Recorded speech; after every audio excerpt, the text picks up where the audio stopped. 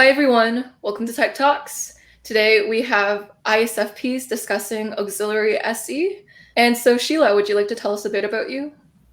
Hi, Al. My name is Sheila. I am a almost 50-year-old lady in typology, so I'm kind of like the grandma in typology over here. But I'm an ISFP, and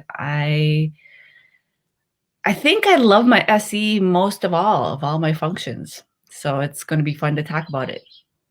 It's your precious function. And Anne? Hi, I'm Anne. I don't love my SE the most, or I didn't. I'm learning to love it. So I just lived in an FI and NI world for a very long time. I'm 35. Yeah. And Gloria? Hi, my name is Gloria, and I'm 23 years old. I got a lot more into personality theory in the past year. I think that's when I first learned the cognitive function, so I learned a lot more. And I'm not sure how I feel about extroverted sensing. I know that I think I grew up pretty FI-NI, just like Anne, and I think during this time period, I want to explore extroverted sensing and get better at it and enjoy it more.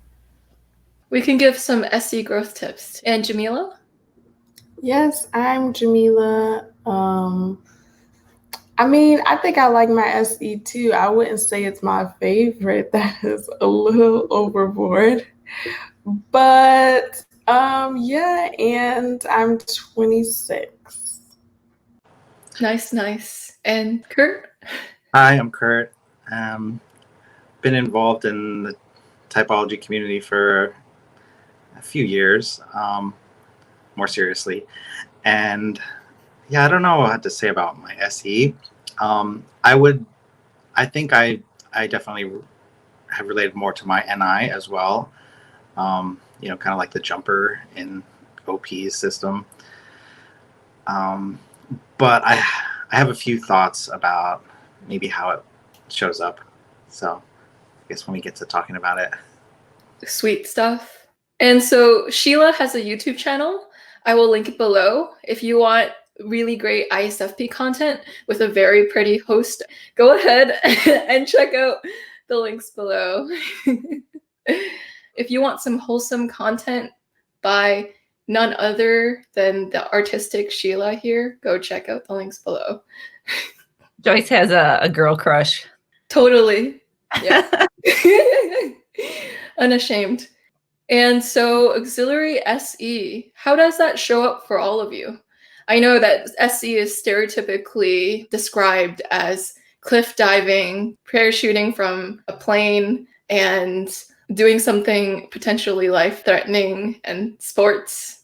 But for most people, for most extroverted sensing users, they don't relate to that. Probably like the most extreme cases, yes. So if you know someone who definitely does that, there is a higher chance that they are SE, but not all SE users relate to that. That's probably why they don't think they're an SE user when they hear that. Sometimes they're like, I can't be that. That's not me. And so we're here today to debunk some SE stereotypes and to clarify how SE really shows up in ISFPs. Beyond the extreme adrenaline junkie descriptions that you see online, it typically does not show up that way. It can, but for most ISFPs, it doesn't. It comes out in more subtle ways. Like for Sheila, she mentioned how she mows the lawn a little differently every time, or when she decorates something, she tries to make it as SE aesthetic as possible. Especially with FI, when you have FI and SE together, it creates sometimes in people knowing your aesthetic. And so for Kurt, how he creates the ambiance of his room, it might not be like a stereotypical making it aesthetic, but it's almost like an aesthetic that suits Kurt. So it's like your style almost, or knowing how you like things. And so you explained it before and I tried to re-explain it and I don't know if I missed the mark, Kurt. Yeah, I think that was pretty good. It's kind of just like you have your personal taste and style of what like looks good to you and what looks right to you. And that could be like including the color of things, like I don't know how well you can see, but I have like a dark gray wall, which might sound gloomy, but to me it's like just kind of chill. And like when I come in my room, it's not like this visual assault of too much going on, and it's like it feels like I can relax here, you know. So that's just one. Yeah. I don't know if this is messy, but I was thinking today, I was putting on lipstick and I put on like lip liner and then I put on a shade and I'm like, oh, this one's clashing with the shirt. So then I grabbed another color. I'm like, oh, I think this color with this color would look good. And I put another color over it. I was like, oh, no, that's a little intense. So then I took some lip gloss and toned it down. So it's like, I'm taking all this like sensory different colors to create the best color. So I don't know if that's SE or a little bit of SE, but I thought about that today. I'm like, oh, I'll just do that with tweaking all the sensory all the time. That is SE, also working with FI. So FI has a flavor of customization to it. It kind of has its own unique signature on things.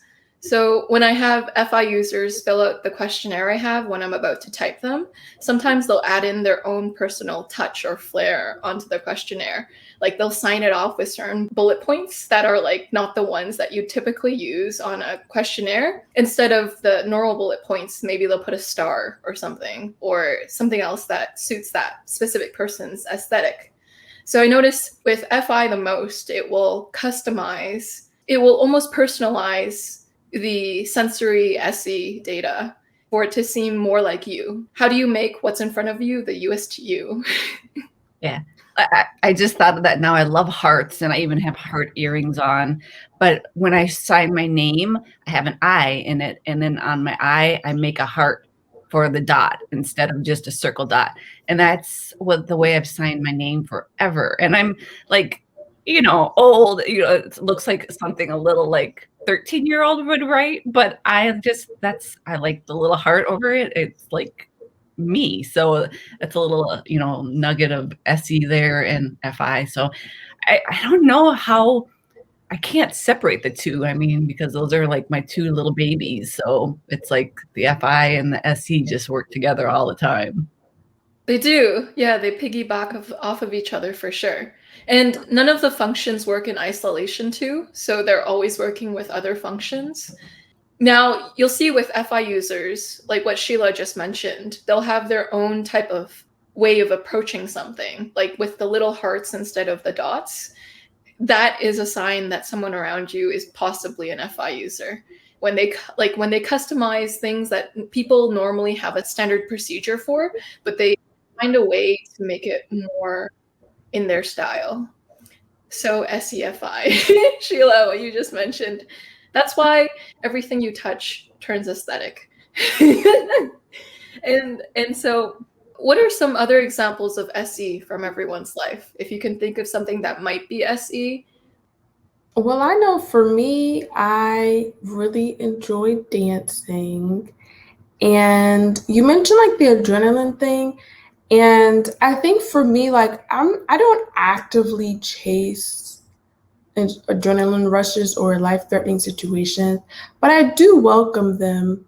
I think, yeah, I mean, like roller coasters, I'm kind of iffy on, but like other things, I'm like, oh, I would love to try that.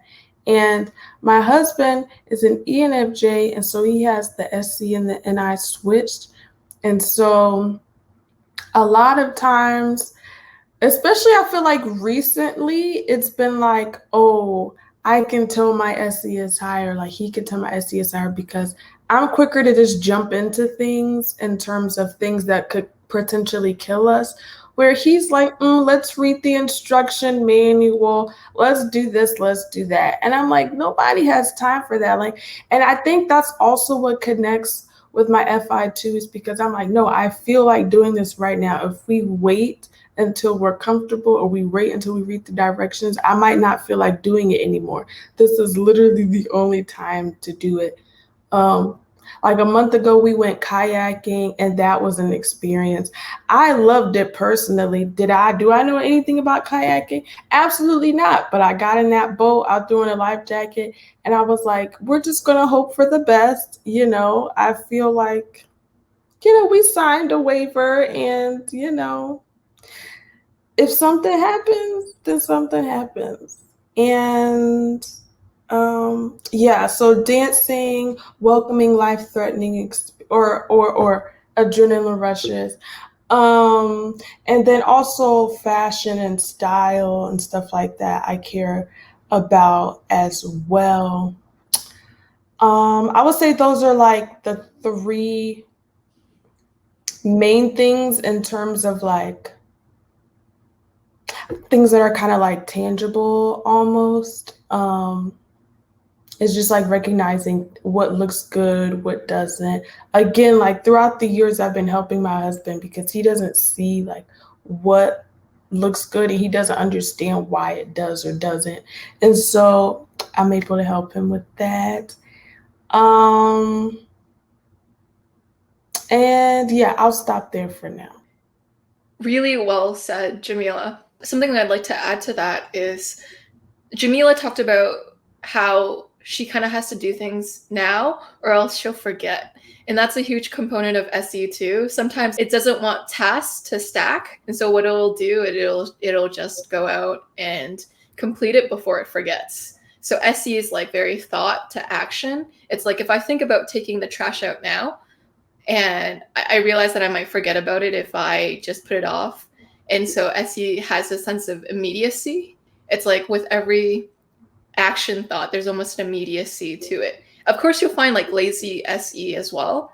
Yeah. But there are these moments where you'll notice all you have is now. All you have is the moment. With my ESFP mother, if she needs me to do something, she needs me to do it right the moment when she asks. She doesn't need me to wait for 1 hour from now. I'm so sorry. And I know you're in for your SE is like, yeah, no. It is. It's quite jarring. And I'd also like to add on to when Jamila was talking about just kind of getting your hands dirty and just trying it, right? You talked about how, like, don't show me that instruction manual. I'm just going to see for myself how to do this. So SE has a huge component of seeing for itself or experiencing for itself or trying things out for itself. And it's like learning as I go. That's the way that I retain the information the best, is learning as I'm doing it, as opposed to like reading about it first or something like that. Because it's just in my mind. It hasn't been experienced or actualized yet. So that's the way I think another component of SE is like learning as you do it. There's this huge trial and errorness that SE has. I'm going to try and then calibrate and then try and calibrate. So learning as I go, for sure. Yeah, like when I'll just be sitting and all of a sudden I'll look at a wall and I'll be like, I'm bored with that wall color. And I'll hop in the car, go to the paint store, grab a gallon of paint and come home and put it on. And if it looks bad, then I might repaint. But like I have a girlfriend who I think she's SI, but she'll go to the paint store, bring home all these samples, put them on the wall, look for like a month in different lighting and him and ha. And I'm like, oh my gosh, just do the thing, just get it on the wall. And so I'll just have this urge to get it done right away when a thought comes into my mind. Yeah, I think I relate to I feel like it's satisfying when I can just act on a thought. A lot of the times I do hold back, but recently when I've been trying to just engage more and just take more action and like learn from that action, I've been a lot more impulsive with Amazon Prime recently. And so like when I'm decorating my bedroom, I'll just be like, I need a lamp. Like I'll just buy like the first lamp that like looks good to me. And And it's like I'll learn a lot from having that lamp, as opposed to in the past I might have been like, oh, like I should probably look up an article like about best bedroom lamps, and like feel kind of stuck like in trying to find the perfect fit. Just sometimes taking action, you can learn so much from from taking the action. Yeah, and my roommates are like, oh my gosh, like I bought a yoga mat. I talked to her about it in the morning. I was like, I need a yoga mat. And like later the day, I'm like, it's coming tomorrow. And she's like, what? Like, she's like, it's pretty cool that, I don't know, as soon as you need something, you just get it, because she's also kind of a perfectionist. So yeah, I kind of relate. And I guess I just want to say, like, it's something that I'm learning right now, that it's so, that I can learn so much from taking action and trying on new things. Another example of this is like, sometimes I go to thrift stores with my friends, and a lot of times thrift stores, you can't return clothing. And so, but I just kind of go crazy and I buy everything that could be interesting. And I'm like, it's like going to be a good learning experience. And it really usually is. It's like a pretty cheap way just to, So I'm trying not to overthink what the perfect decision is these days. Speaking of thrifting, I had an ISFP friend and an INFJ friend, and we went thrifting. And me and the ISFP friend, we were going to town. We were having so much fun. And literally my INFJ friend, she was so drained and so confused. She's like, I don't understand why this looks good, why this doesn't. And she was just like, after the end of everything, she was like, I'm just so tired. I just want to go home. But we're just like, what? This is great. Yeah, I love thrifting and digging through like every piece and looking quickly. I mean, I can do it really fast, but it's like, ooh, like every new shirt is exciting and fun. And then I'm thinking, I could pair it with this or do it with that or change it up, or, alter it, cut it, and sew it with something else. But even like Marshalls, where you have to, the stores that you have to kind of dig around and look because it's just chaos. I don't mind those stores, but I have friends that are like, I just want somebody to, like, a whole mannequin that has a whole outfit already, and I'll just buy it because they can't picture taking this shirt and these pants and this cardigan and putting it together. And I think SE can do that really easily, just like grabbing all the sensory and making something work. So I think that's where SE shines too. I love that you've mentioned thrifting, because I have like a little side hustle business that's like finding vintage stuff in like thrift stores, jumble sales. I even like ordered this random bulk consignment of like 70 vintage sweaters, like without knowing what any of them looked like. And, it was like rifling through them all and sorting them. And yeah, it's like a little side business for me, because I just enjoy like the process of doing that. Yeah. And I think I experience SE, like without realizing it, as just like a loose comfort with the world kind of thing. Yeah, it's like when you were talking about like hair and makeup and stuff, Sheila, and like pairing things together. I was a bridesmaid for somebody a couple of years ago, and like I was getting ready, because it was like we were getting ready and then going to the thing. We weren't getting ready together. We were getting ready in our own houses. And I just randomly pulled out a pair of like old hair crimpers and started crimping sections of my hair. And then partway through it, I was like, what am I doing? Like, I'm a bridesmaid. I'm supposed to look appropriate. But like, I just found myself playing with it. And somehow I weaved it into this updo, and everyone was like, oh my God, where did you get that hairstyle inspiration from? And I was like, I don't know, I just started messing. Yeah. I relate. I mean, I don't go thrifting, but I relate to what you're saying about SE, pretty much what everyone's been saying. I can see like it's like a sense of adventure and like an acceptance of reality. I feel like concrete reality. I like the phrase that Anne, you said, like a loose comfort with it.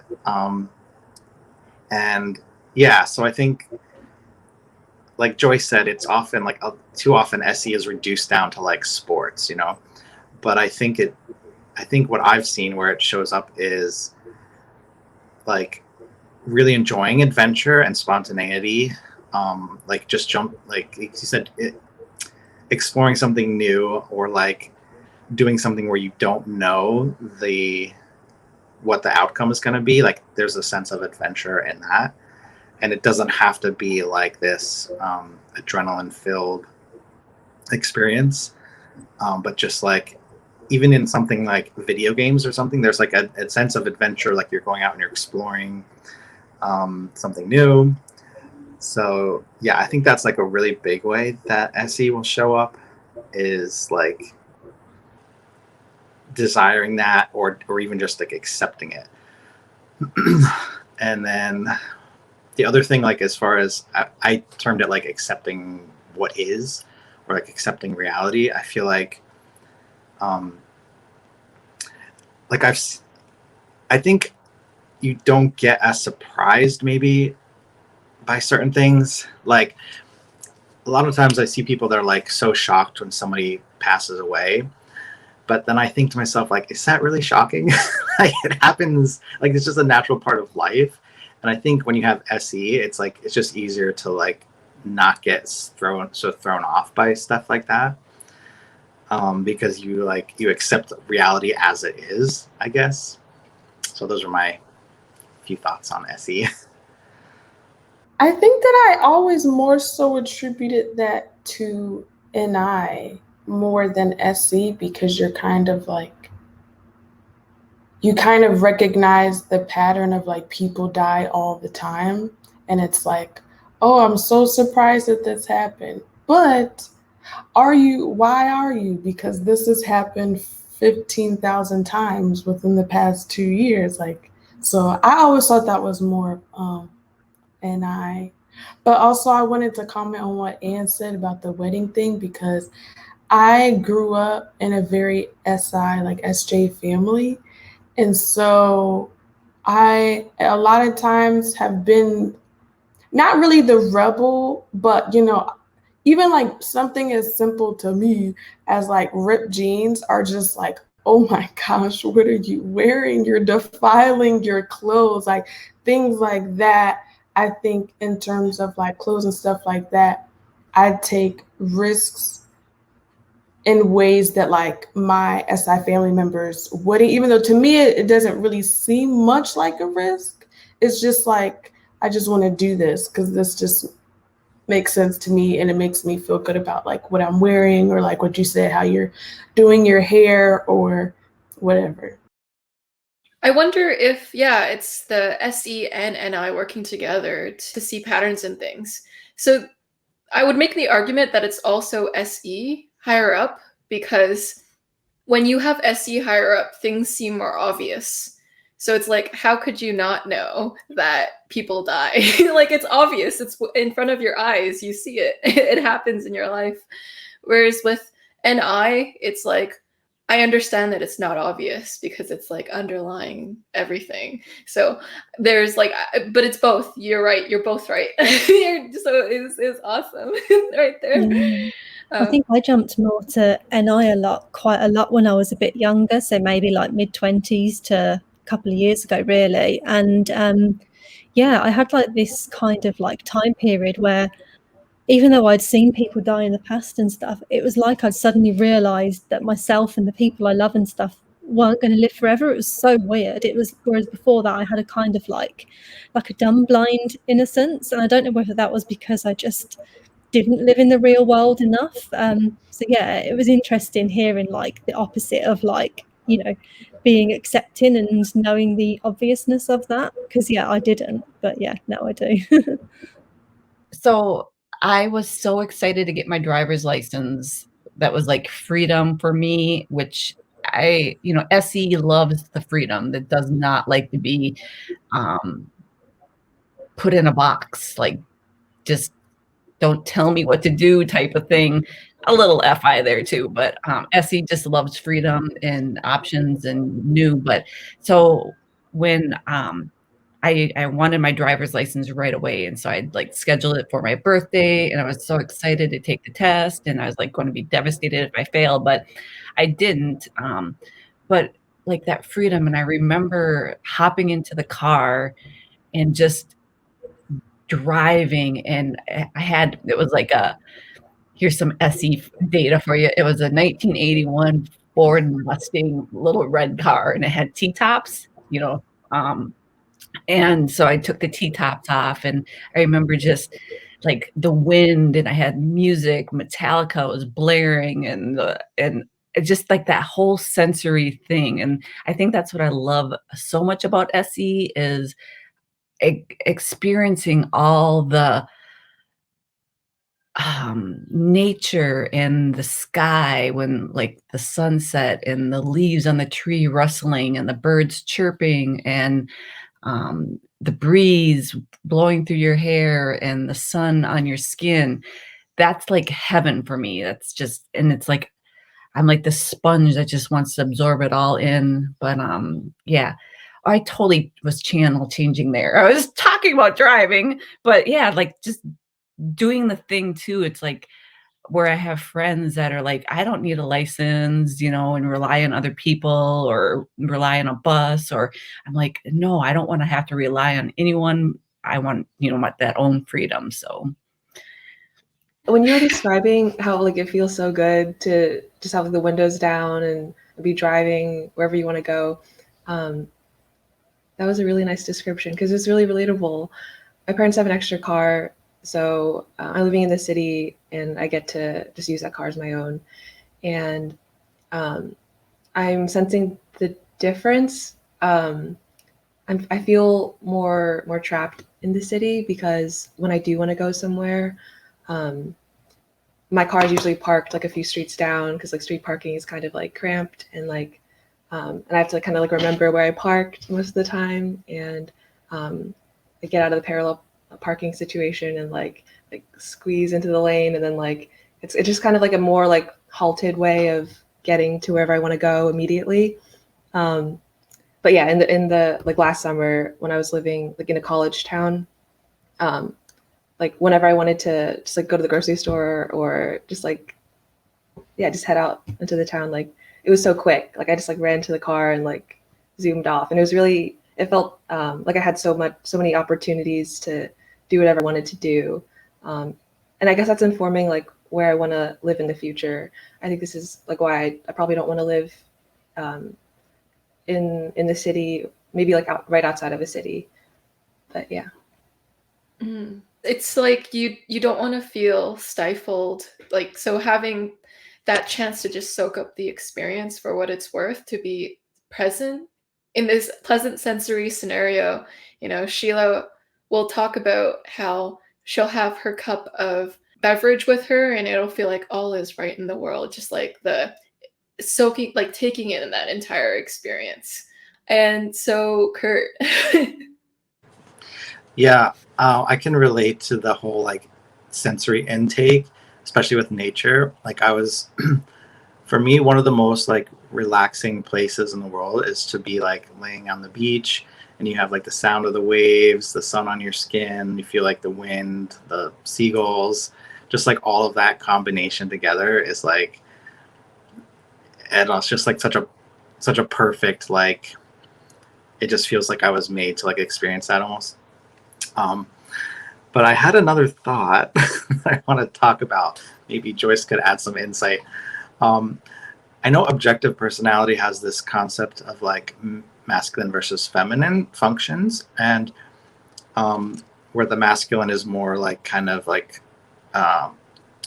stiff and likes to push back, and the feminine is more like I don't know how to phrase it, but like doesn't mind getting pushed, I guess. And I was thinking about that in terms of SE because I think I have like the more feminine version of that. And I was thinking like sometimes I just enjoy like feeling those like taking that sensory input. And I was wondering if that is maybe like an example of a more like feminine SE.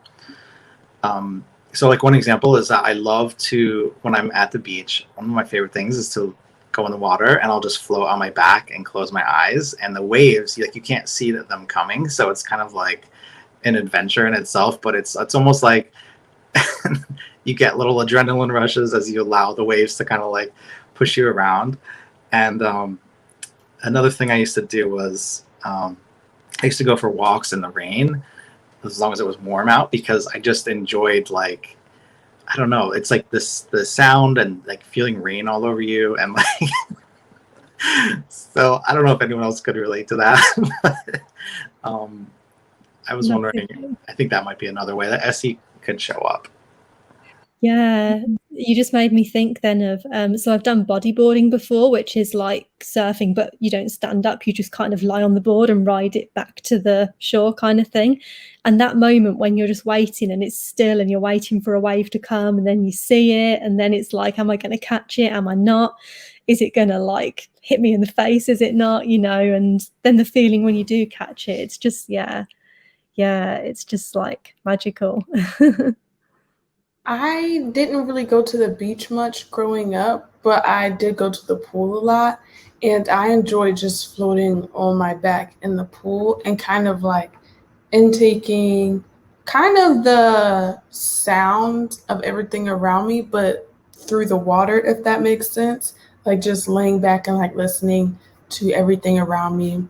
I cannot relate to walking in the rain, but I might have to try it one day. Like, did you use an umbrella or a hood, or you were just like free balling in the rain, or what? Yeah, I had like a sweatshirt on, I think, no umbrella. I don't know why I thought to do it, but I really enjoyed it. But I will say I wasn't cold, because that would not be fun. Yeah, there's this element of basking. I think maybe auxiliary SE shows up in basking, in kind of just taking in the moment. It's not like proactively seeking sometimes, but it's more of like taking whatever comes to you in good spirits and wanting the novelty, and sometimes proactively going for it, but mostly taking in it, if that makes sense. Wow, Like, Joyce, I love that. it's like yeah, it's like almost it's okay, so like, you know, like cheesecake, for example, when you get like this perfect chocolatey, you know, creamy cheesecake or something that you love to eat, and you take that first, you know, you're anticipating that first bite, and you take it, and you just, the creaminess and the sugar hits you and the taste, and you're just like, and so that's how I describe all the sensory, you know, like, you know, the voice of your daughter laughing, you know, it just brings like this emotion and it fills you up. Or a smell, like once in a while you walk into a house and you smell like you're something that brings you back, you know, to a moment that you had a really good moment. So yeah, I think that SE can trigger, you know, that FI and be like, and bring you back to that feeling. Because I don't remember always the sensory that happened. I kind of take away the little FINI of the moment, you know, and the feeling. And so yeah, but I love when sensory will trigger that, or a smell that reminds you of somebody. And yeah, it's overwhelming in such a beautiful, yummy way. I don't know. I just can't explain. And I don't know if you guys relate to that too. It's very SE to use a food metaphor, and you're just like, yeah, food. I'm going to relate things back to this delicious experience. I once got called out by making too many food metaphors. And it's like, Joyce, are you just like, this is so SE. It's like, are you like hungry or something? Like, I don't understand. And I had this other SE user I was talking to too, and they kept making food metaphors. And I'm like, is this an SE thing? Like, this is happening over and over again.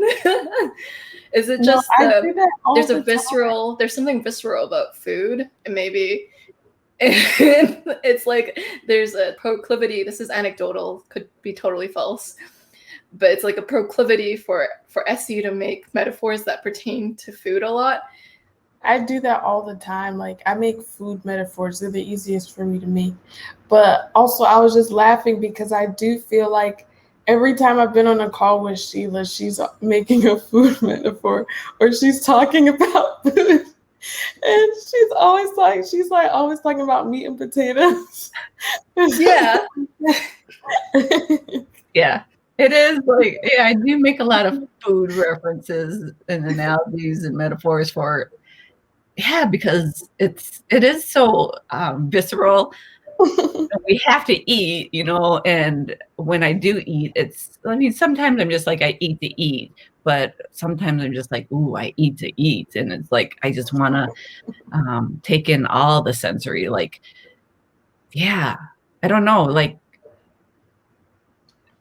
it is sometimes hard to explain, but it is such a, like, it just washes through every vein and fiber in your body when the sensory is so lovely. And back to Kurt, with the feminine and the masculine, I was typed feminine, sensory in OP, and it is true that the feminine wants to be kind of moved by the sensory, you know, like if there's a chair in my way, I'll just kind of walk around the chair, where masculine sensory usually will move the chair out of the way, you know, like I don't want to have to push on the sensory too much. I want it to like wash over me more. And so that's definitely more of a feminine thing, but I can do pushy, and like I loved sports as a kid, and you know I could be aggressive, and but not like, so my husband, I think he's SE first masculine, and he's just like loves to punch things in the punching bag, and just like when he's listening to music, he's banging on the table, you know, with the drums, bang. I'm just like, you know, like that's too much like hard sensory for me. Like I'm not going to sit and bang. I might do some air drums or something, but not to bang on a table or something. So I definitely prefer the sensory to wash over me. That's beautiful. It's either a nature or a food metaphor, because you're like, it's washing over me. And I'm like, that's kind of nature language, washing over, or like the word basking is also a nature word as well. And yeah, here's an example of an SE food metaphor, in case it's a thing. So it's kind of like, if you were to compare people to sushi, you know, when you try 5-star sushi, you can't really go back to supermarket sushi, because you just know the taste difference. Like, you know that it cannot compare. You have something to compare it to now, and it's like that golden caliber, and so you can't go back. And then the people around you are kind of like, why are you relating things back to sushi? Yeah. Are you guys kind of food snobs? Like once you have something, it does ruin it, like with the sushi. Like ice cream, for me, I love ice cream, and don't give me like Kemp's or some generic just blah. I mean, I'll spend the money and get something like better. So or coffee or just any of that, it's like my SE is so finicky, I mean, that I have to have like the good stuff, or else I won't even, you know, have the bad stuff. It's like I won't waste my time with that, because it's like, nope, my SE knows this is what I want, you know, the SEFI. But yeah, I just like, I remember I don't like vanilla ice cream, and we went as kids, mom was bringing us all to Dairy Queen, and all we could get was like a vanilla cone. And I'm like, nope, I don't like it. So I just went without. I was the only kid that didn't get ice cream, because I'm like, no, I want chocolate, not vanilla. And Dairy Queen's like, eh. So yeah, just a snob. Do you guys relate? Totally, unless what I want is junk, and then like sometimes when I want junk, I'm just going for the junk. But yeah, normally I want like the good quality things and as rich and tasty and, you know, yeah, as possible. Yeah.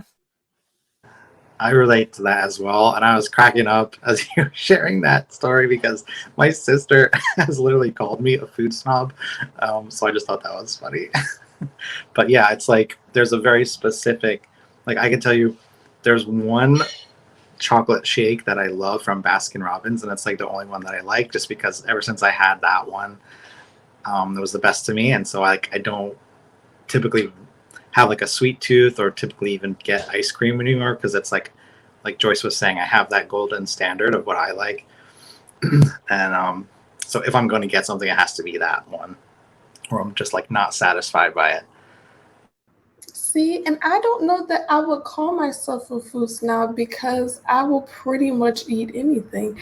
I know what I love and I know what I like, but I'm not going to die on a hill if we go to Moe's because Chipotle is closed. Listen, I will eat Moe's and I will be happy.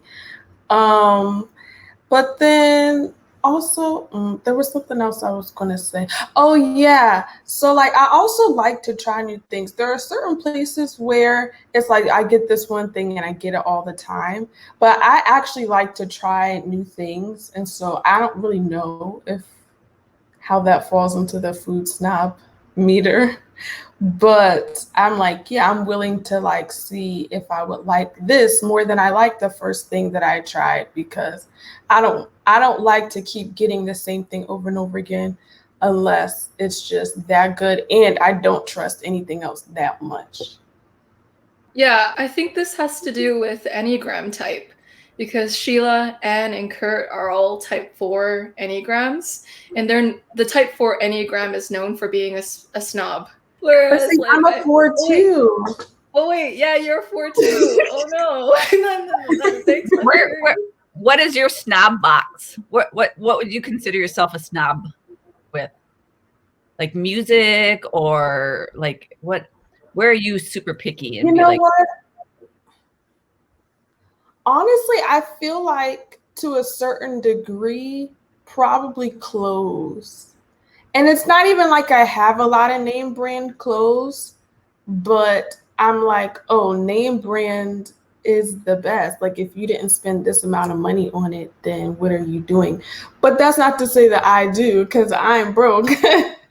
But yeah, and you said music. I think music to a certain degree, but more so just like, I feel like I have good taste in music, but I feel like I've grown, so to speak, past the whole like, oh, I don't do mainstream, da da da da da. Like, I'm like, no, I like Ariana Grande just as much as the next person. Like, it's really okay. So I don't know what I would have to think about that, I think. Yeah.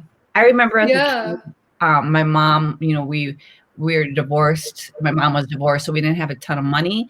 And she would always get like the generic on the shelf. And being a young age, I was just mortified. I'm like, oh, you're getting generic? Why can't we get the name brand? Like, yeah, I don't want Fruit Loops. I want Fruit Loops. Even if Fruit Loops tastes just like Fruit Loops, just because I know that it's not Fruit Loops, I don't want them, because you're not about to catch me with pink hoops instead of red loops, even if they taste the exact same. So I'm a snob for the name more than I am the food itself. That makes sense for sure. And your music is amazing, Jamila. So Jamila has a music channel that I'll also link below. And so I would consider yourself having very high standards for your music, Jamila. It took you a very long time to create. Yeah, you're very hard on yourself. Like, a little too hard on yourself. I wish I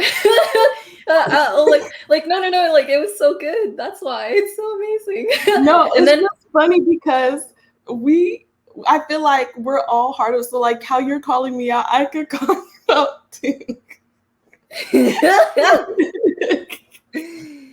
Yeah. But yes, I am a snob for myself, for sure. Yeah. Having a higher up extroverted perceiving function, though, it makes you aware of the spectrum of what you're observing. And so it can sometimes make you harder on yourself because your FI has like a very personal standard that's personal to you. And you're like, so you judge things on the barometer that you set. And you're like, is this music good? And your FI is kind of calibrating. Like, I'm the final judge of if this music is good or not to me. And so the SE knows exactly how the outer world is creating music, and I'm observing that. And so it causes like the FI to be extra hard on itself whenever it puts out anything. And so wow, that makes sense, Joyce Mang. Okay.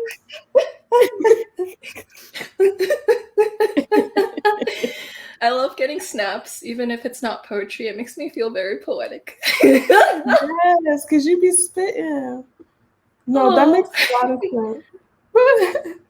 Yeah, that's why like Anne is so hard with her poetry. She's like, yeah, you know what, my poetry, it like, and I don't know, or maybe not. Let me correct me if I'm mischaracterizing anyone at any time. Yeah. And Sheila is a little bit hard on herself with the art that she creates too. Sometimes like you'll keep it more private, or you'll tell less people sometimes, just because like you want it to be good before you show it to people.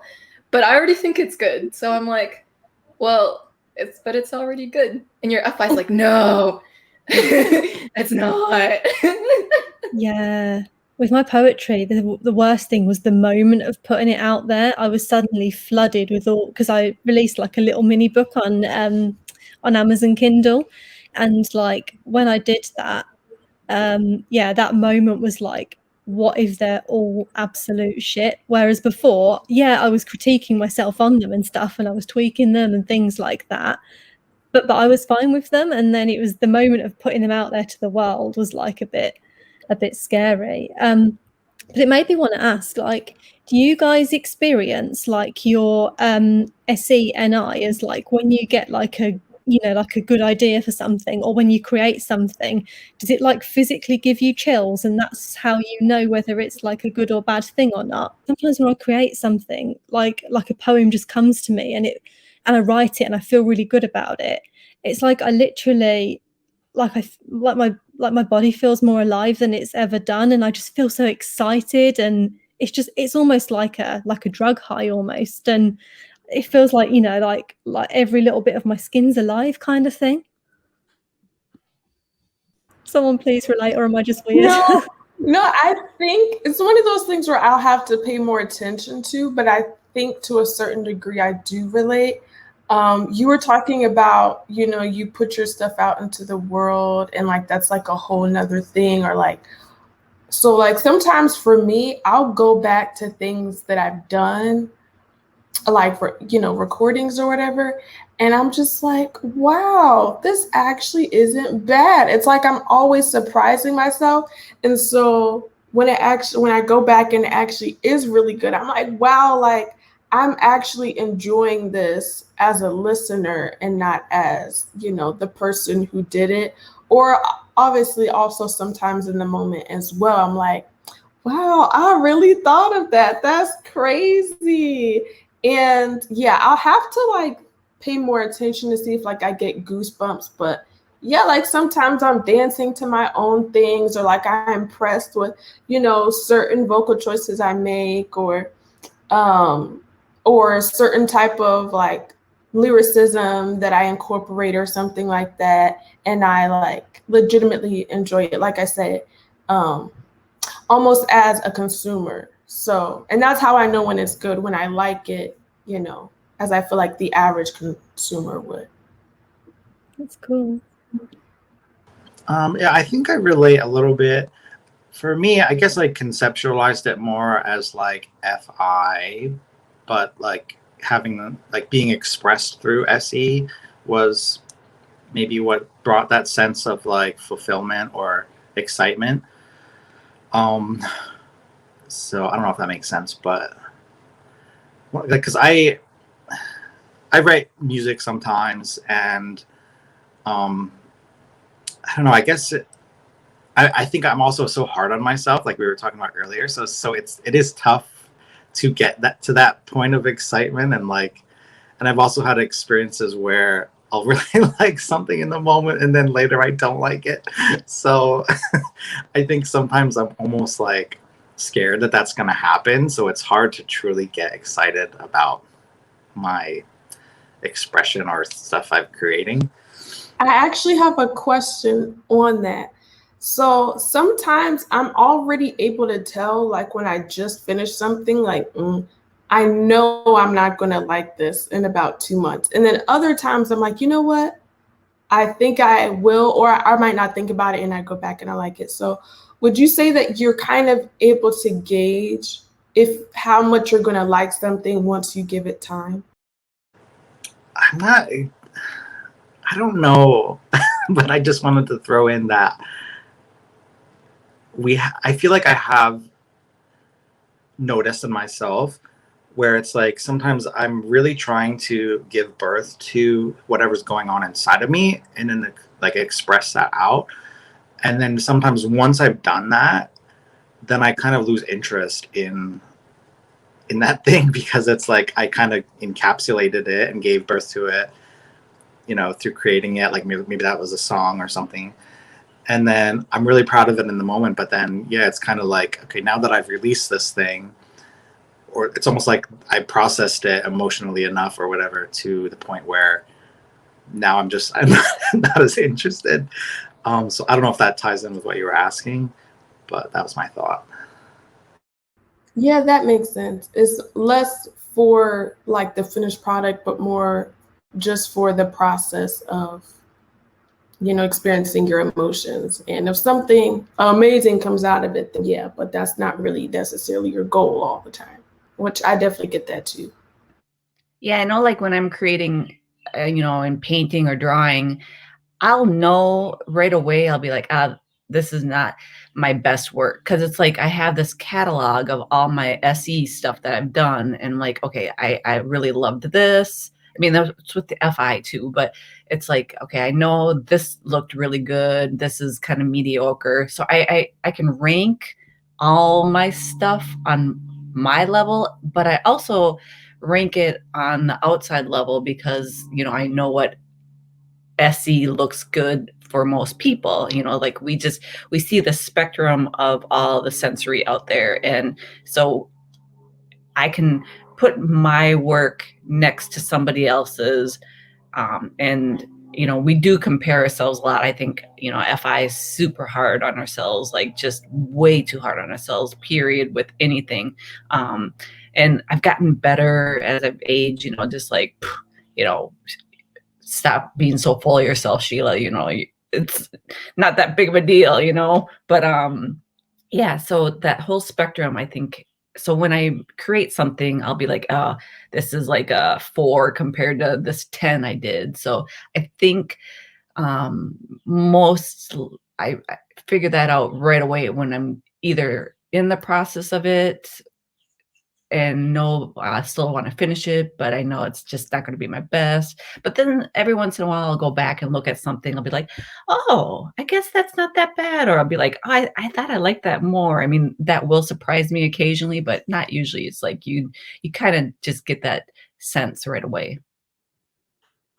Oh, it's so interesting. Oh yeah. I feel like all of you guys like are artists, and like you guys have like you guys are talking about like your creative processes and like the songs that you make, and that's interesting. I'm trying to like relate, and I wonder if it might be a difference in Enneagram type. I think the Enneagram type that I would be closest to is probably Enneagram 9, and so when I don't think I make artwork, like write poetry or or draw or like make songs or anything, but I think like what I've recently been trying to kind of be artistic with is almost like be a certain presence. It's kind of like vague, but I am always thinking about people. I don't know if that's an Enneagram 9 thing where it's like trying to keep inner peace and trying to, when I'm with people, like trying to keep peace within the group. But yeah, like I guess, yeah, how I try to create art is different. I just wanted to put that in, that maybe it's an Enneagram difference. So I've always wondered what a non-artistic ISFP is like, because people tend to figure out that they're ISFP because of the art aspect. So here's what happens. ISFPs tend to mistype as INFP or INFJ. And some of the easier ways to figure out that they're ISFP is sometimes if they're interested in the arts. You can have an INFJ and an INFP who love the arts too, but it's like you'll find more FI users there because they get a place, an outlet to express their FI customization of things. And so it becomes a little easier for people to figure out their ISFP because of the artsiness. But I wonder how many ISFPs are out there who aren't into the arts. That's something I've always wondered. I'm like, how does that look like? Yeah, I did a video about kind of the ISFP and artists, are we all artists? And, we might not all like, paint or work with, poetry or music. But when ISFPs do anything, it does always have, like you said, a certain flair, maybe like just the way you arrange your room, maybe if you're cooking, how you put something on the plate to look pleasing, if you're presenting to someone or even yourself, it's like, you might just add a little of this or do a little, like it's just, you're just looking at the world through the lens of an artist because the aesthetics and the beauty, you just see it everywhere. And so maybe it's like, if you want a scrapbook or even if you do like bullet journaling, with certain pens, or just like, it could be just something simple like that, or artsy, like just, decorating your room, or anything simple, just the way you dress. You're just coming from it like that you are this one thing that is presenting to the world, and you're very aware of how you're going to present. So I don't know if that helps at all, Gloria. Like, do you see anything like that where you just like, maybe you put on a pair of tennis shoes that are really unique to you to just show the world, your side of the creativity and the artist in you? Yeah, I guess like I think I am kind of, I do fit the ISFP stereotypes as well, though. Like, I am constantly like doodling and like, and when I was growing up, like I would make art. Like I was into like painting and like drawing and making videos. I think my point was more like hearing you guys talk about your creative processes and like how your product is like you're feeling kind of like made to be. I don't have an outlet like that, and I was wondering, maybe like sort of my outlet is thinking about people and trying to understand like how to be a certain person. So I don't know if I need to get an outlet so that I can like have a like fulfilling activity like you guys like seem to have. But yeah, I make art and I doodle, but then I never have made art and felt like, like this is it. It's kind of just like, it's just like a way to process my feelings. So I think it's really cool that you guys like have, it's like almost like a deeper activity where it's like you're processing it and it's like a final product. Mine are kind of just like side doodles to like process. Yeah. I think that's a good point that you're making, that perhaps with Enneagram 4, it's kind of like the deeper, I've heard it phrased in a way where it's like you have supersized emotions if you're an E4 or whatever. So it does kind of make sense that there would be more of a need to like have outlets to express just what you're feeling. And I guess art probably is just the natural way that would happen. So I think I get what you're saying. I wanted to make another point, something Sheila said. But yeah, you were talking about like beauty, and I think that's another aspect of SE, maybe, is like an appreciation of beauty. I remember watching this video I can't remember what country or city this was, but this guy was talking about how they increased the beauty of their city by like adding color to buildings and making everything look good. And he used this phrase where he said beauty was acting as a guard, because like they made it beautiful and people didn't want to litter, they didn't want to vandalize it or whatever. And I think there's something about SE that just kind of naturally appreciates beauty and has like a respect for it. If that makes sense.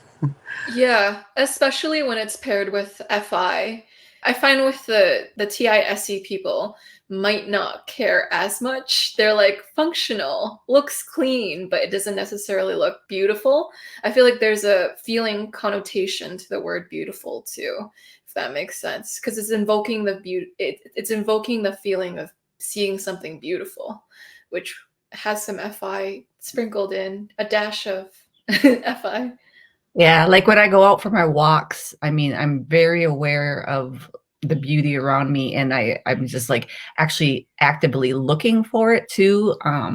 Like I'll just look in the gravel, there might be like one little flower that's, a weed flower, and I'll have to stop and just look at it and look at the little intricate leaves and the flowers, and I smile to myself, and I'm just like, oh, look at you, little thing growing in the rocks, and it makes my soul happy. And then I'll just move on, and then I'll watch a bird fly over. We get a lot of eagles, and I love eagles. Like every time I see eagle, I get like teary-eyed. It's the weirdest thing, but I'm like, and I have to stop, and I'll just look up, and I'll watch it, just soar and go into a tree. And then I'm like, like it's just all those emotions that come with the SE. It's just like overwhelming sometimes. Like, yeah, it's like, I just want to eat the world. I say that about everything, but like I want to eat my daughter. I want to eat I just like basically want to like eat it all up, like just absorb all the SE around me. There are all of these SE type of words that people are using today.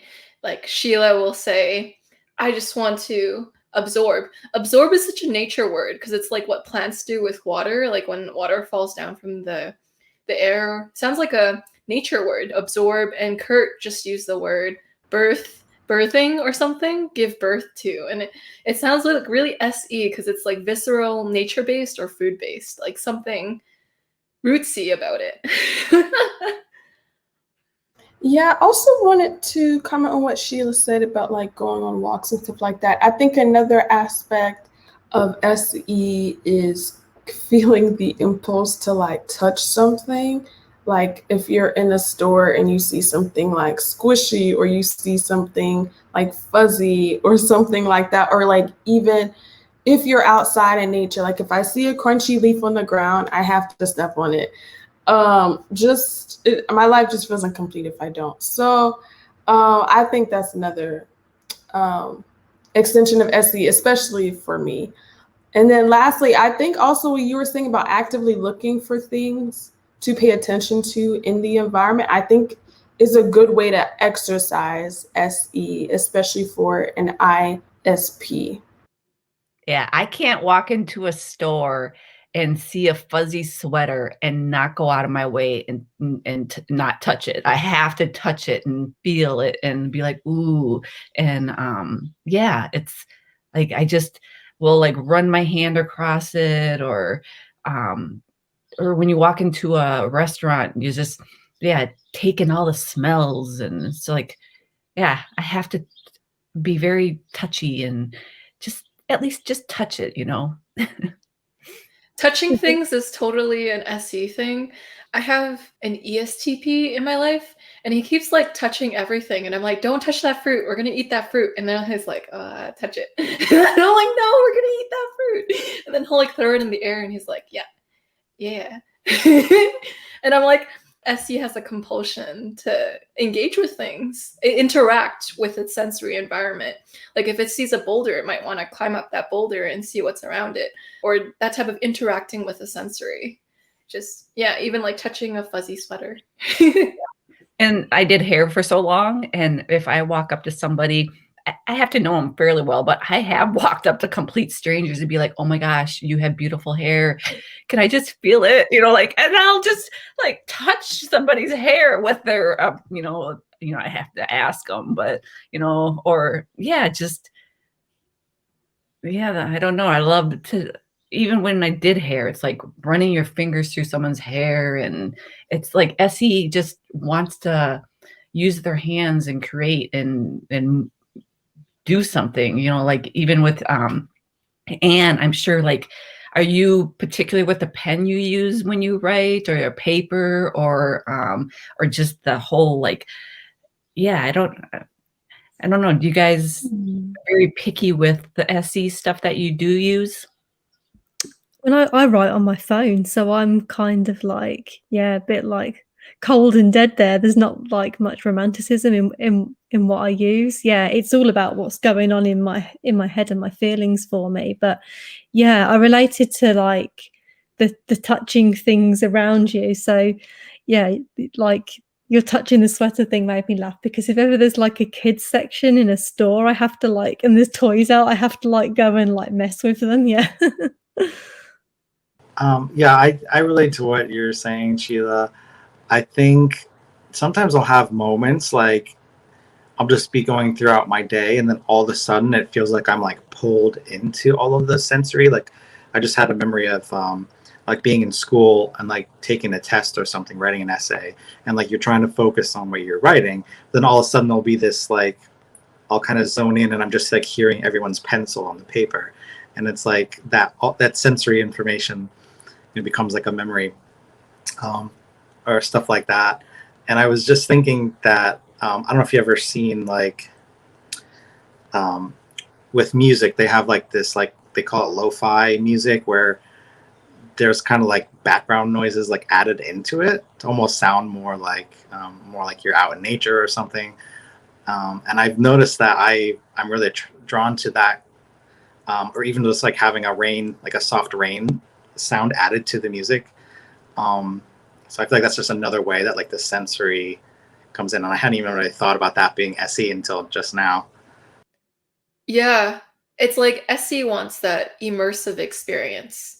It's not enough to just conceptualize the sensory. You kind of need to interact with the sensory, or dive into the sensory and see for your own eyes, or touch with your own hands. That gives you a better 360 of the sensory. Like putting your hands into it gives you a better full round spectrum view of the sensory. And so that's why there's this inclination to sometimes do it. Our first extroverted function in our stack tends to appear as a compulsion. So for the INFJ, sometimes the FE will be the compulsion, the FE extroverted feeling, because it's the first extroverted function in the stack. But for ISFPs, their first extroverted function in the stack is SE. So there might be a bit of a like compulsion sometimes to just take in the world, or to kind of like be one with the nature, or one with the experience at hand. It's quite beautiful. It's like a work of art, what you're all describing. It's almost like your experience of life has a romanticism or rose-colored glass to it, and that like whatever you see turns into beauty. The Midas filter, everything you touch turns to beauty. Yeah, I totally, I mean, my eyes are like, I think, I've always thought about all the senses that, if you were to lose one, it would definitely be sight for me. That would be the most devastating one to lose, because it's like, my eyes and taking in the sensory through the eyes are my favorite thing. Like, I love smells and listening and stuff, but yeah, the colors and yeah, I don't know. That one would be the hardest for me to lose.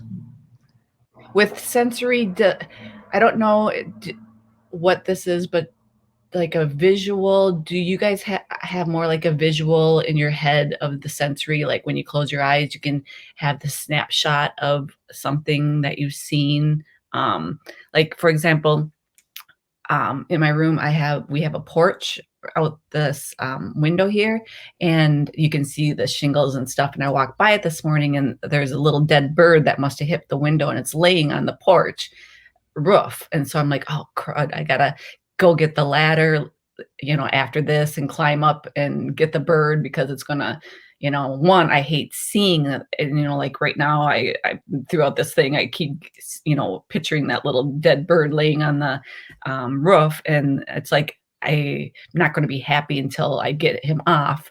One, because I don't want to see it, but I know it's going to start smelling into the room, but yeah, it's like, do you just, once you see something, can you just visually see it again in your head? How does SE and the sensory impression on you guys? I have this interesting thing, like with my wedding day, where I realized that like I can visualize like the like weird things, like the color of the floor and like the stone building of the like church type room we got married in and stuff. And I can understand that, like, if someone talks about a memory that happened, that it happened, but I don't get the two put together. It's like the what was and the memory, they don't mesh together. Like, so that's kind of like an interesting thing. But what you said, Sheila, I get that more of like little glimpses of stuff that hasn't happened yet, like little images just like pop into my head. So I think it's more like the NI for me. Yeah. Yeah, I think I kind of relate more to Anne too. I don't know. My memory just feels very fuzzy all the time.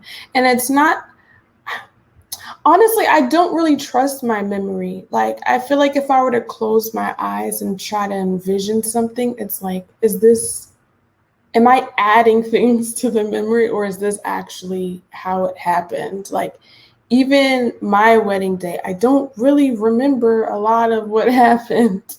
And it's not because I was drunk. I just genuinely do not remember a lot. Like, I remember the feeling and, I remember the people who were there. But in terms of like other details, it's not really impressed in me. And another thing, I think we talked about this on another panel, me and Sheila, about how like sometimes dreams can also get conflated in there. Like, was this a dream or pictures? Like, was this just a picture, or do I actually remember being there? Or like, am I remembering the picture that I see or whatever? So it just all gets mixed up really for me, unless, I don't know.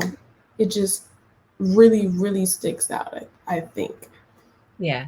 Yeah, I'm talking like short-term memory within hours, but yeah, long-term memories are like you guys are very fuzzy. I don't remember a lot, and I, like you, I take away the feeling more than like, the gist of it. It's like the NI, FI, I take away from that, and like, oh, I remember it being a good day.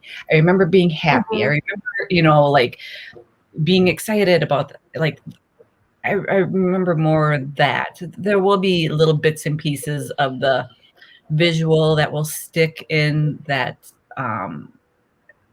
are cemented in there, but mostly, yeah, like, yeah, was it a dream? Was it real? Did that really happen? Or was it something that I was thinking about, like with your, and when you talk about your NI, I will get like, mine usually goes to the dark places of something that could happen. Like my daughter, like she goes, sorry, there's a tractor driving by. She does horses, the neighbor's horses across the street, which is like, a quarter mile down the road. And she walks over there, and I will always just get these like visuals of some guy driving up and snatching her and pulling her into a car and taking off with her. And those will be a very visual, like, and it hasn't happened or whatever, but I'll do those things a lot. So yeah, me too. My husband always laughs at me because I always ask him the most ridiculous questions, like, what if he just woke up without an ear? And so I just like things like that, or even like more long term. things for the future, like, oh, I see myself in this place in 5 years, or, you know, I hope when I go visit my family for Thanksgiving, like this will probably happen. Like I get like little snapshots like that, or like imaginary hypothetical situations, such as waking up without a ear. Yeah, maybe like, you know, like for me, like I feel like I'm like a butterfly just floating around with the sensory, like, ooh, look at that. Ooh, look at this. And I also like to point out stuff to people. I'll be like, oh, did you see that? Look at that, you know, and it's like, who's that guy?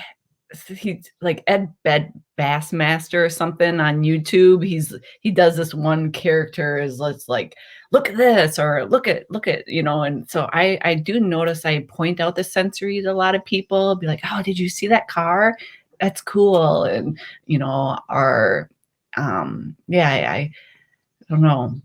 I definitely want to point it out to other people around me. Yeah, there's a curiosity element too to SE, because the reason why you touch things is because you're curious about how it feels. Like, you know how it looks, you can infer how it might feel, but you're like, I never know how it will truly feel unless I put it in my hands. And so it's almost to satisfy some sort of curiosity. It's like an I don't know, it's kind of like an insatiable curiosity for wanting to experiment or know how things feel, or know how things will interact with you as an instrument. You as the instrument, how will its chemistry with you kind of like react? I don't know. Yeah. Because like, you know, we take in all the sensory, and we do kind of catalog it all. We might not, you know, even remember we're doing it, but like for like soft touch, if you see a soft sweater, you know, there could be 5 different soft sweaters out there. And I know I've touched this one that feels just super soft, and this one that's got a little more of a wool and a grit in that soft. And then I know there's, you know, really more of a cottony, you know, a harder, it looks soft, but it's, you know, not. So it's like we have this ranking of all the sensory out there too, that we can put that in, oh yeah, this feels like that, or this looks like that. And I don't know, I feel like I do that throughout my day too. It's just like, oh, that reminds me of this sound, or this reminds me of that smell. And it's just a ranking of the SE. I don't know. That's so interesting, because I didn't think that I did that, but you've just made something click for me, Sheila. So like talking about like the, you know, thrifting and stuff, I've realized that I can spot whether something's like properly vintage or whether it's just a bit old and faded, like a mile off, by like how it visually looks. There's obvious things like the labels and stuff inside, but like the quality of the fabric and stuff, I didn't even realize that I was like cataloging that stuff. But yeah, I think I am. Yeah, SE has an obvious element to it. It's like able to tell this is vintage and this is not vintage. And it can kind of, there's an obviousness to it sometimes. Because you know the spectrum of the sensory, you can very immediately tell if something is actually that type of sensory or that type of sensory. It's almost like SE wants to build up its Pokedex. So it's capture log of the range of sensory that you can have, so that, you know, once given it, it can immediately identify when it's in front of you what that exactly is, almost. Yeah, Jamila can look at a bowl of cereal and tell if it's Fruit Hoops or Fruit Leaves. Well, see, that's the thing, is that I might not be able to tell by the cereal. I just care about what it says on the box. Give her generic cereal. Or like, you know, you can see a picture of somebody in a certain era, and I'll be like, oh, that hairstyle is from like the 1940s, or that outfit somebody would wear in the 20s. And it's like, I just pay attention to those things, or somebody would just be like, oh, that just looks like an old picture. You know, I wonder when that was taken. I want to know. Well, I just will know. I'll be like, oh, that looks like from the, you know, the early 1900s. And yeah, I have that sensory, all that data that's like stored. Yeah, with my ESFP mom, she likes to do this thing where she'll just see food and she can rate the quality of it before she eats it. So she's like, huh, you can already tell by the sheen of this fish that it's going to be low quality fish. Or she can tell when it's going to be high quality fish. And I'm like, interesting. I don't know if that's type related to SE and its ability to kind of off immediate bat get a lot of characteristics of something just because it's experienced it for itself. And so it's like, it has this characteristic and this characteristic and this characteristic because I know, because you can just tell. Like, walks like a duck, talks like a duck, it is a duck. And so you can see from what Sheila said how she can just tell the era something's in just through a few characteristics. Can you see how easy it is to be hard on yourself? You know all of these things, like you have so much data. You're like, okay, this is 19th century things, this is 20th century things, and you know all the variations within those type of styles, right? You know how hard your FI can be on you when you take in like the spectrum of everything, like how critical you can be from detecting all of that nuance of everything, that you have so much to compare yourself against if you take on every nuance of every like, I don't know how to explain it. I've battled with the problem of being really hard on my physical appearance, actually, just because I guess that SE high quality and love of beauty and stuff like that. You know, I've almost had like, you know, body dysmorphic type tendencies and stuff in the past. And in fact, I went through like the first part of this year just to kind of like reset my baseline on that kind of thing. Like I didn't wear any makeup or dye my hair and stuff on purpose because I felt like I needed to try and detach myself from it. So yeah, it's interesting hearing that.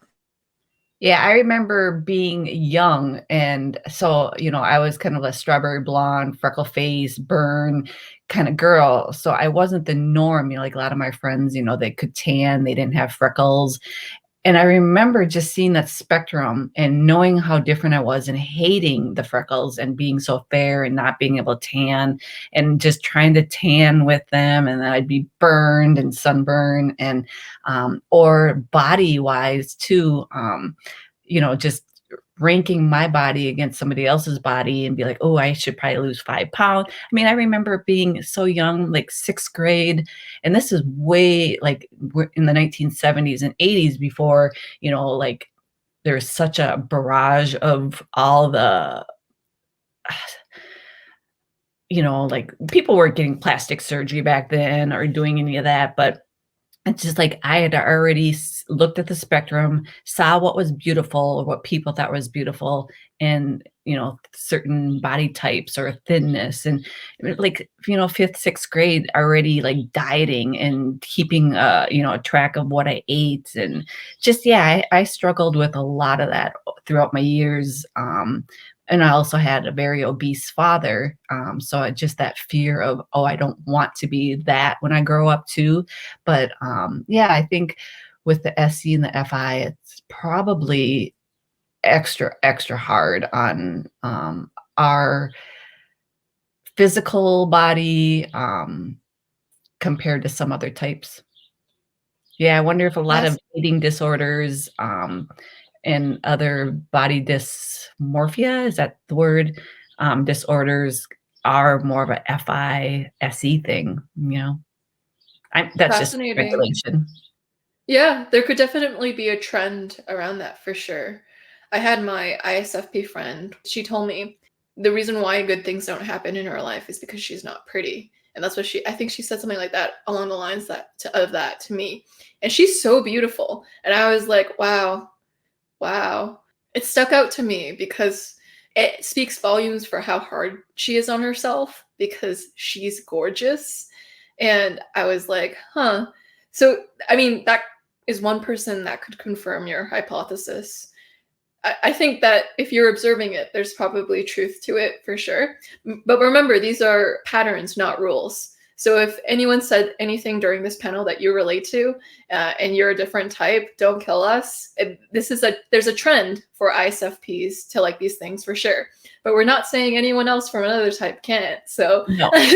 Yeah, we can all do everything. Yes. Yeah. We all do everything, so don't kill us, please. And so thank you everyone for coming out and showing your ISFP beauty filter to the world, and how you're able to thrift shop and find all these unique items from thrifting, and honing your FI to figure out what to buy from those places and what suits your tastes and what suits your style. It's really nice to hear about how you have these FI signatures to you, like very interesting preferences that you guys have. Like Sheila likes to heart her dots when she creates eyes. And so that's like a unique FI peppering that she adds in. And with Jamila, she has her FI preference of not a specific brand of cereal, please. It's really nice to hear your impassionedness. It lets us know you better.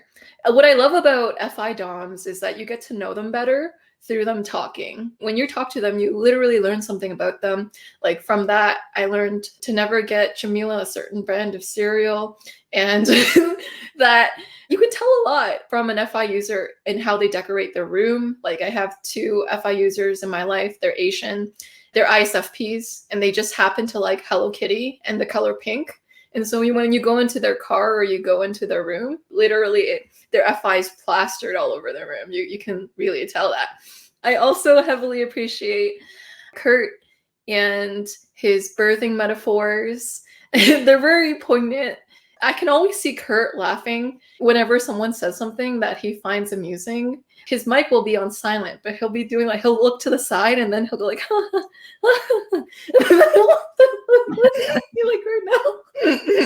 It's quite hilarious because I can just see him laughing, and it cracks me up too because it's contagious. Laughter is contagious. So it allowed me to also get my medicine for the day. So I got to laugh while I saw you chuckling to yourself about an inside joke you just made on the spot. And with Anne, I love doing profiling sessions with you because we're able to cover some functions. Like I don't have FI, so you're able to see if someone has FI that we're profiling, and it makes us a dynamic duo. And so I appreciate that. And your adaptability too. You allow for like last minute sessions as well. Much appreciated. And Gloria, thank you for joining the ISFP squad. You got to meet all of these fellow artists, and you bring a type 9 perspective to you too, because everyone is a type 4 on this panel except for you. So in some forms, maybe your FI will feel more special that you're the only 9. So yeah. It's nice meeting the chill vibe of an ISFP. Like you can feel kind of calmed and soothed having them around. I felt like the energy feels tranquil. There's a tranquility to this room right now. Unless you start talking about the cereal that Jamila doesn't like, then it becomes heated. But yeah, this is a pleasure to get to know you all more. Thank you for giving us a door into your little FI worlds, and we're able to see all the rose-colored beauty within it. Life is nothing without beauty, and ISFPs really embody that. The way that they live their life is like a work of art. It's like a silent work of art. So it's like if you look, you will see it. And so I appreciate that I'm in a museum right now because there's clearly 5 pieces of works of art around me. So it's lovely. Thank you everyone for coming out. And thank you everyone for watching. I'll see you all in the next episode. Bye everyone. Bye. Bye. Bye.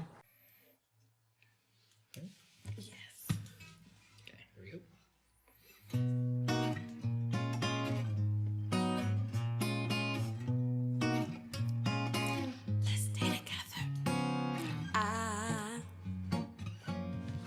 I'm so in love with you. Whatever you wanna do is alright with me. 'Cause you make me feel so brand new.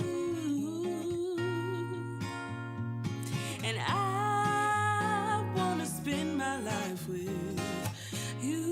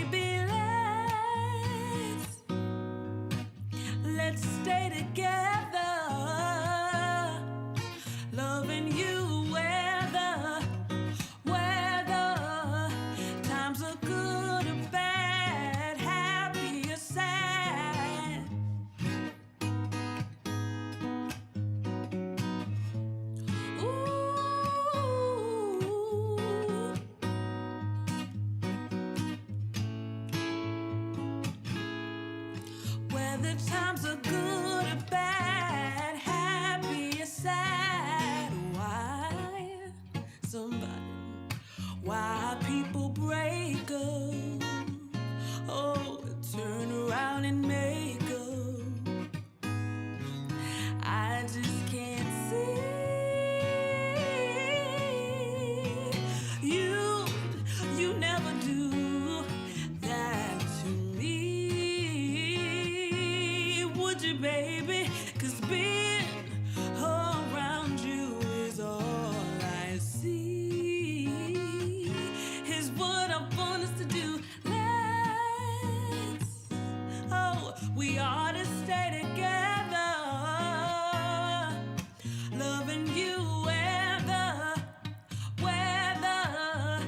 times are good or bad, happy or sad.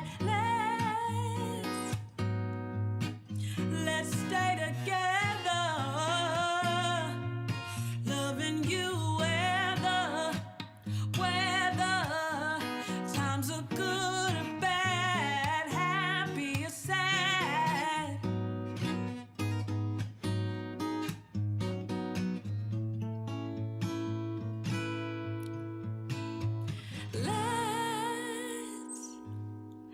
Let's stay together,